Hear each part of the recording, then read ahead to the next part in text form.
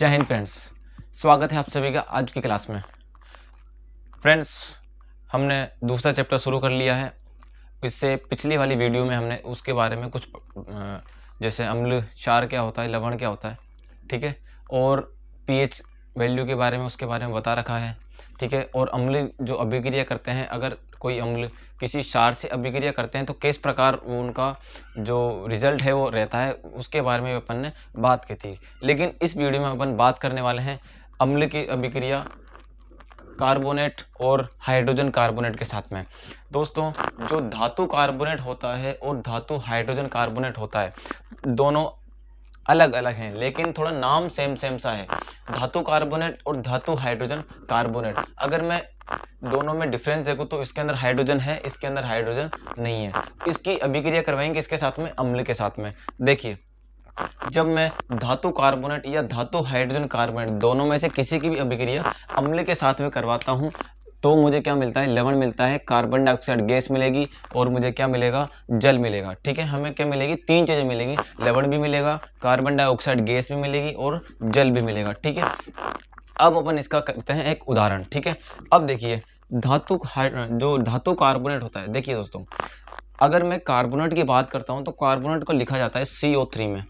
ठीक है, CO3 में इसको लिखा जाता है। अब ये यहाँ पर एक धातु शब्द है। ठीक है, यहाँ पर क्या है, एक धातु शब्द है, जिसका मतलब होता है कि अगर मैं धातु की अभिक्रिया कार्बोनेट के साथ में करवाता हूँ तो वो क्या बन जाएगा, धातु कार्बोनेट। जैसे मान के चलिए मैं इसकी अभिक्रिया करवाता हूँ एल्यूमिनियम के साथ में, तो इस जो ये क्या बनेगा अपने पास में, एल्यूमिनियम कार्बोनेट। ठीक है, अगर मैं सोडियम की बात करता हूँ, Na यहाँ पर लिख देता हूँ, तो मैं सोडियम की अभिक्रिया कार्बोनेट के साथ करवाएंगे तो क्या मिलेगा, सोडियम कार्बोनेट मिलेगा। ठीक है, वैसे ही जैसे किसी भी धातु की अभिक्रिया जब अपन कार्बोनेट के साथ में करवाते हैं तो क्या मिलता है हमें, उस धातु का कार्बोनेट। ठीक है, अब अपन बात करते हैं अभिक्रिया की। अभिक्रिया कैसे ये रिएक्शन करती है, कैसे ये इसका परिणाम निकालती है। देखिए, मैंने यहाँ पर सोडियम कार्बोनेट ये पहले से ले रखा है, सोडियम कार्बोनेट। जब मैं इसकी अभिक्रिया करवाऊंगा HCl हाइड्रोक्लोरिक अम्ल के साथ में, ठीक है, जब मैं सोडियम कार्बोनेट की अभिक्रिया हाइड्रोक्लोरिक अम्ल के साथ में करवाता हूं तो मुझे क्या मिलेगा, लवण मिलेगा। अब लवण यहाँ पर क्या बनेगा, Na और Cl, क्या बना लेगा, NaCl। ठीक है, अब यहाँ पर देखिए सोडियम के दो हैं और Cl भी दो हैं, इसलिए यहाँ पर अपन क्या कर देंगे, दो अणु, क्या कर देंगे, दो अणु। तो इसका मतलब NaCl के कितने अणु मिल जाएंगे, दो। ठीक है, अब अपन बात करते हैं CO2, क्या बनेगा, CO2 भी बनेगा, कार्बन डाइऑक्साइड भी बनेगा, प्लस जल H2O। ये तो फिक्स है, ये तो बनेगा ही बनेगा, CO2 और H2O तो बनेगा ही बनेगा। लेकिन जब अपन जैसे अगर धातु कोई और धातु का कार्बोनेट ले लेते हैं तो उसकी थोड़ी सी अभिक्रिया चेंज हो जाएगी। उसमें क्या चेंज होगा, जो लवण है बस वो थोड़ा चेंज हो जाएगा, बाकी कार्बोनेट गैस उसके अंदर भी निकलेगी और हाइड्रोजन गैस जल उसके अंदर भी प्राप्त होगा। ठीक है, ये था अभिक्रिया के लिए। अब अपन बात करते हैं धातु हाइड्रोजन कार्बोनेट।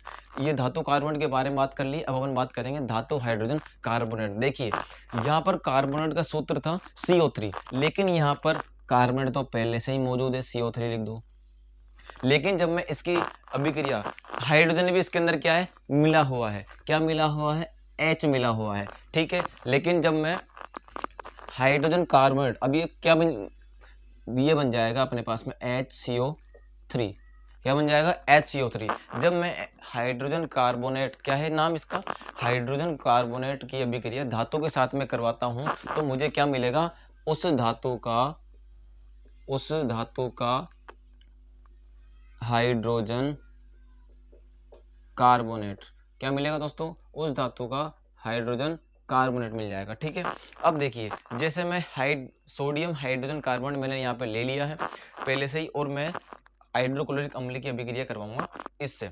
ठीक है, कौन सा धातु लिया है, सोडियम वाला धातु लिया है, एल्यूमिनियम हाइड्रोजन कार्बोनेट भी आप लिख सकते हो। ठीक है, अब NaHCO3 मतलब सोडियम हाइड्रोजन कार्बोनेट की अभिक्रिया करेंगे अपन HCl के साथ में, तो क्या मिलेगा, यहाँ पर मिलेगा, देखिए यहाँ पर पहले से ही क्या लिखा हुआ है कि भाई हाइड्रोजन कार्बोनेट की अभिक्रिया करवाएंगे तो क्या मिलेगा, लवण मिलेगा, कार्बन डाइऑक्साइड गैस मिलेगी और जल मिलेगा। यहाँ पर भी सूत्र से हमें ये पता लग रहा था। ठीक है, अब अपन देखते हैं, देखिए NaCl, ठीक है, यहाँ पर क्या NaCl बन जाएगा।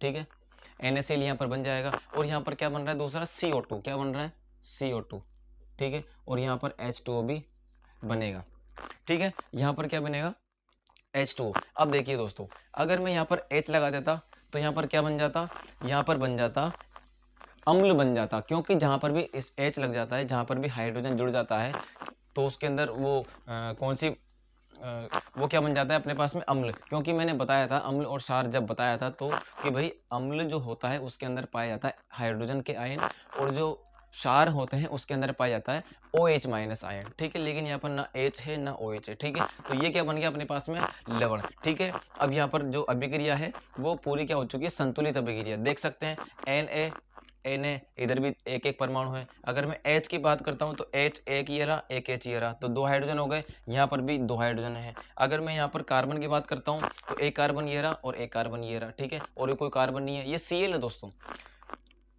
CO। अब यहाँ पर ऑक्सीजन है 3, यहाँ पर ऑक्सीजन कितना है 3, यहाँ पर O2 हो गया, मतलब 2 ऑक्सीजन एक ही हो गया, 3 हो गए, 3 ऑक्सीजन हो गए अपने पास में।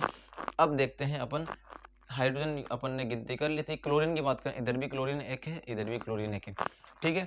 तो जैसे अपन ने इनकी अभिक्रिया करवाई, ये अभिक्रिया में ये वाले लवण बन चुके हैं, वैसे ही अपन जब किसी दूसरे धातु के कार्बोनेट के साथ में या दूसरे किसी धातु के हाइड्रोजन कार्बोनेट के साथ में अभिक्रिया करवाते हैं तो हमें दूसरे प्रकार के लवण मिल जाएंगे, ठीक है दोस्तों। तो ये था इस अभिक्रिया के बारे में, ठीक है दोस्तों। अब हम बात करने वाले हैं तीसरी अभिक्रिया, अम्लों के साथ धात्विक ऑक्साइडों की अभिक्रिया।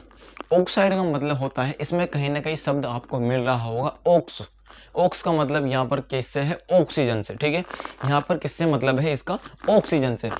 जब मैं धातु की अभिक्रिया ऑक्सीजन के साथ में करवाता हूँ तो जो भी मिलता है मुझे क्या मिलता है, उस धातु का ऑक्साइड मिल जाएगा, ठीक है। जैसे जिंक की अभिक्रिया करवाई ऑक्सीजन के साथ में तो मुझे मिल गया जिंक ऑक्साइड, ठीक है। जैसे मैंने कॉपर की अभिक्रिया करवाई ऑक्सीजन के साथ में तो क्या मिल गया मुझे कॉपर ऑक्साइड, ठीक है। अब देखते हैं कि जब धातु ऑक्साइड और अम्ल के साथ अभिक्रिया करेंगे तो क्या मिलेगा मुझे, लवण और जल मिलेगा, ठीक है दोस्तों, लवण भी मिलेगा यहाँ पर और जल भी मिलेगा, ठीक है। इसका मतलब क्या हुआ, जल हमेशा मिलेगा, मतलब जब भी धातु ऑक्साइड और अम्ल अभिक्रिया करेंगे लवण चेंज होता रहेगा, धातु ऑक्साइड चेंज होगा तो लवण तो चेंज होगा लेकिन जल हमेशा मिलेगा, ठीक है। अब इसकी एक अभिक्रिया अपन करते हैं, ये मैंने लिया है जिंक ऑक्साइड और 2HCl, ठीक है, क्या लिया है मैंने जिंक ऑक्साइड और 2HCl। तो यहाँ पर देखिए लवण हमेशा मिलेगा, तो लवण सॉरी दोस्तों यहाँ पर लवण भी मिलेगा और जल भी मिलेगा, तो अपन जल को कर लेते हैं पहले सेपरेट, H2 जल का अणु होता है H2, ठीक है। अब यहाँ पर H तो निकल गया, O भी निकल गया, क्या बन गया Zn और Cl, तो इसका मतलब क्या हुआ जिंक क्लोराइड, क्या मिल जाएगा दोस्तों मुझे जिंक क्लोराइड, ठीक है, ये मिल गया मुझे जिंक क्लोराइड, ये है आपका लवण और ये है आपका जल, ठीक है। ये जो अभिक्रिया है ये आप खुद करेंगे और कमेंट में हमें बताएंगे कि भाई आपकी अभिक्रिया सही है या नहीं है, हम आपको, ठीक है, ये आपके प्रैक्टिस के लिए है। अब हम दूसरी अभिक्रिया करेंगे क्षार की अधात्विक ऑक्साइडों के साथ, किसी की करेंगे, अब तक अम्ल की कर रहे थे लेकिन इस बार अपन करेंगे क्षार की अभिक्रिया अधात्विक ऑक्साइडों के साथ, मतलब वो धातु नहीं है अधात्विक है, अधातु के ऑक्साइडों के साथ में। कार्बन क्या है दोस्तों अधातु, धातु नहीं है। जब मैं कार्बन की अभिक्रिया ऑक्सीजन के साथ करवाता हूँ तो मुझे क्या मिलेगा अधात्विक ऑक्साइड, ठीक है। यहाँ पर क्या है CO2 है, यहाँ पर भी CO2 है। जब मैं क्षार के साथ करवाता हूँ, क्षार क्या है NaOH, OH आ गया मतलब क्षार, OH यहाँ पर भी है, इसका मतलब क्या है क्षार, ठीक है। जब मैं CO2 की अभिक्रिया NaOH के साथ करवाता हूँ, ठीक है, तो मुझे क्या मिलता है, देखिए दोस्तों जब मैं इसमें भी क्या मिलेगा लवण मिलेगा और क्या मिलेगा H2O मिलेगा, क्या मिलेगा दोस्तों लवण प्लस जल मिलेगा दोस्तों, ठीक है, क्या मिलेगा लवण और जल मिलेगा जब मैं क्षार के साथ अधात्विक ऑक्साइड की अभिक्रिया करवाता हूँ, ठीक है। अब देखिए लवण यहाँ पर भी मिलेगा तो लवण को कर लो पहले सेपरेट, दोस्तों जब भी आपको रिएक्शन करनी होती है, जब भी आपको पता है कि भाई ये कौन सी अभिक्रिया है, जहाँ पर जो चीज़ फिक्स है, जैसे मान के चलिए किसी में कार्बन डाइऑक्साइड फिक्स है, जैसे किसी में जल फिक्स है कि भाई वहाँ पर वो चीज़ तो बनेगा, तो आप पहले ही उनके अणुओं को सेपरेट कर लीजिए, ठीक है। उससे क्या अभिक्रिया करने में आसानी होगी। अब यहाँ पर है लवण। लवण कौन सा बनेगा? देखिए H यहाँ से निकल चुका है, यहाँ पर O भी निकल चुका है, ठीक है। अब यहाँ पर क्या बन गया? Na बच गया, ठीक है। Na कितने हैं? 2। Na के 2 परमाणु हैं तो यहाँ पर Na2, ठीक है। Na2। अब यहाँ पर कार्बन तो है नहीं तो CO। देखिए दोस्तों H2, H के 2 परमाणु थे वो निकल चुके हैं। अब यहाँ पर कोई हाइड्रोजन नहीं है। ऑक्सीजन का एक परमाणु निकल चुका है, मान के चलिए ये ऑक्सीजन का परमाणु निकल चुका है, लेकिन यहाँ पर 2 से गुणा हो रहा है, तो मतलब ये ऑक्सीजन जब 2 से गुणा करेंगे तो मतलब 2 परमाणु हो जाएंगे, उसमें से एक तो इधर आ गया। अब एक बच गया, इसमें से एक ऑक्सीजन ये बच गया, एक ऑक्सीजन ये बच गया, मतलब 2। यहाँ पर 2 नंबर लेकर गए पहले ही, तो ये हो गए 2 परमाणु और ये हो गया एक परमाणु जो बचा हुआ था, तो 2 रे कितने हो गए? 3।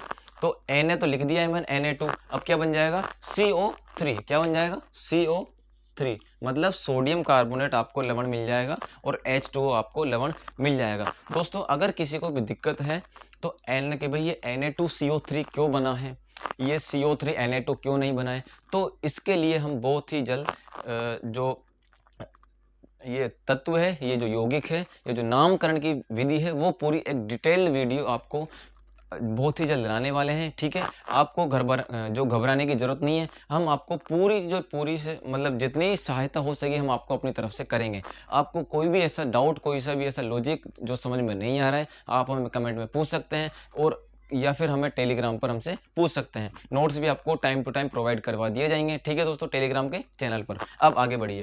ये जो अभिक्रिया है CO2 कार्बन डाइऑक्साइड और CaOH का होल ट्वाइस मतलब कैल्शियम हाइड्रोक्साइड की अभिक्रिया करवाएंगे अधातु ऑक्साइड के साथ में, तो ये क्या होगा, इसकी जो उत्पाद है आप हमें बताएंगे कमेंट में, ठीक है दोस्तों। ये आपके प्रैक्टिस के लिए, ठीक है।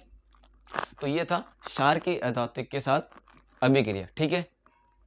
अब हम बात करने वाले हैं लवण के बारे में, ठीक है। हमने अम्ल और क्षार के बारे में बात कर ली, अब हम बात करेंगे लवण के बारे में, ठीक है। अब लवण देखिए दोस्तों, मैंने आपको बता दिया है वैसे तो शुरुआत के जो लेक्चर है उसमें। pH इसका होता है 7, ये होता है उदासीन। ये क्या होता है? उदासीन। इसको जो प्रकृति होती है उदासीन प्रकृति का होता है। इसका एक क्षारकीय लवण भी होता है, एक अम्लीय लवण भी होता है। देखिए दोस्तों कैसे, मैंने आपको बताया था कि ये बीच में होता है 7, इधर होता है 1, इधर होता है 14, ठीक है। जब इधर बढ़ता है तो अम्ल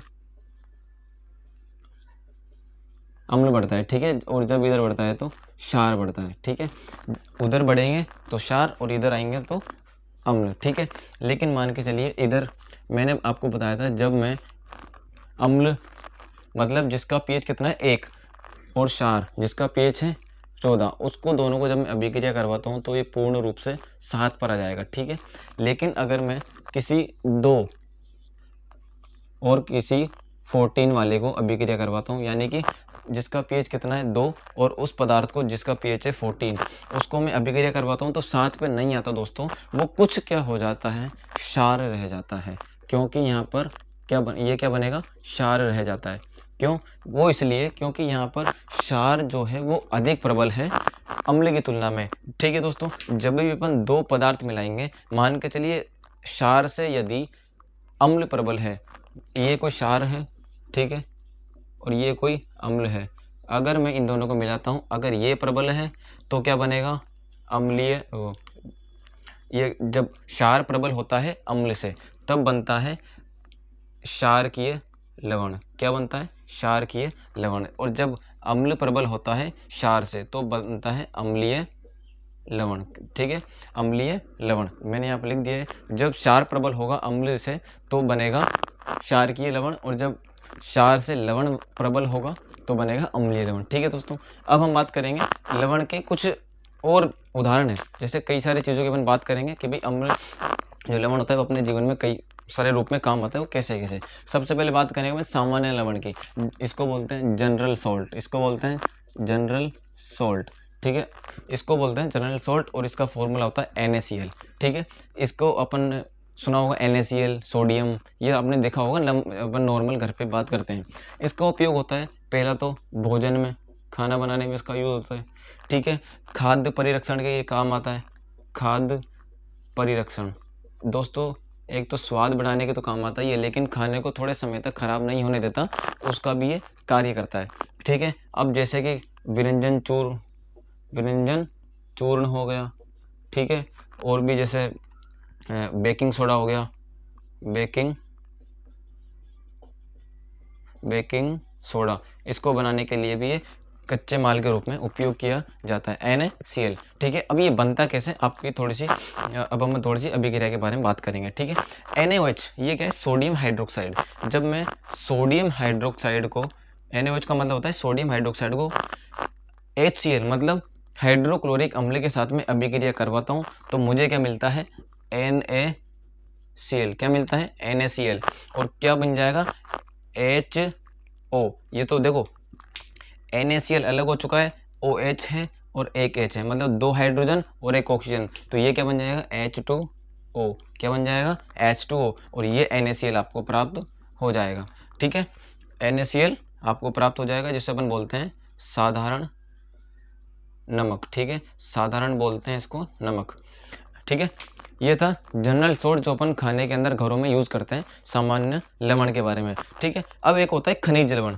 खनिज नमक क्या होता है, खनिज नमक उसको बोलते हैं जो खनन के द्वारा निकाला जाता है। कभी कभी दोस्तों, आज से कई करोड़ों अरबों साल पहले कुछ समुद्र ऐसे थे जो आज सूख चुके हैं, मतलब वो आज जो सूख चुके हैं। अब वो जो नमक था, आपको पता है कि भाई जो समुद्र है वो खारे होते हैं, समुद्र क्या होते हैं, खारे।